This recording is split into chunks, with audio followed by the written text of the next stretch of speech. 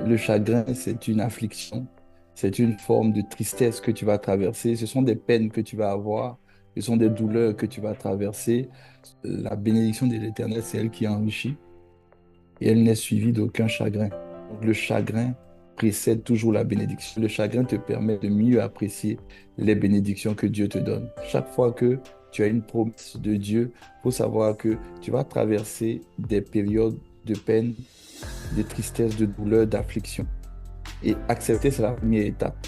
Comprendre, accepter. Et la deuxième étape, c'est utiliser ces chagrins, ces afflictions pour que tu puisses accéder à des niveaux supérieurs. Il y a des chagrins qui ont duré dans la vie de certaines personnes. Vous savez, quand le chagrin dure, tu ne l'acceptes pas, tu ne l'utilises pas, le chagrin va te détruire. Tu peux simplement t'en plaindre. La plainte ne va pas résoudre tes chagrins. Tu vas passer ta vie dans la tristesse sans que le chagrin te serve. Le chagrin devient la bénédiction qui enrichit lorsque tu l'acceptes, lorsque tu la comprends et lorsque tu l'utilises. Quand tu n'acceptes pas ton chagrin, alors tu vis dans la détresse. Tu es certainement en train de traverser des moments de détresse où tu n'as pas accepté la situation, mais la situation s'est déjà produite. Tu as cherché le pourquoi de la situation. Tu essaies de recoller les morceaux du puzzle. Pourquoi moi? Et vous n'avez pas de réponse. Vous n'avez pas de réponse. Pourquoi c'est vous? Il faut que tu comprennes que même si tu n'as pas de réponse, pourquoi ce divorce? Pourquoi cet homme t'a abandonné? Cette femme t'a abandonné? Pourquoi cet enfant que tu chéris énormément n'arrive pas à être le modèle que tu veux?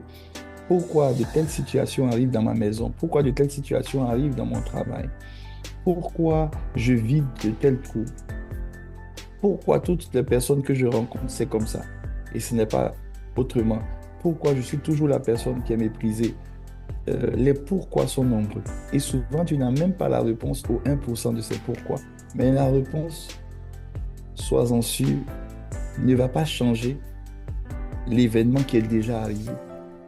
J'insiste là-dessus. Le chagrin précède toujours une bénédiction qui enrichit. Le chagrin ne sera plus ce qui va te détruire, mais ça sera ce qui va te construire. Tous ceux qui ont accompli des choses extraordinaires dans la vie ont traversé des périodes de chagrin, des périodes de troubles, des périodes terribles dans leur vie. Et ces périodes-là ont donné plus tard des champions, des champions. Et pour qu'il y ait des champions, il faut qu'il y ait des périodes de chagrin. Cher victorieux de l'école de l'âme, toi qui me suis, le chagrin ou les chagrins deviendront utiles entre tes mains pour que ta destinée puisse être accomplie selon tout le plan que Dieu a réservé pour toi.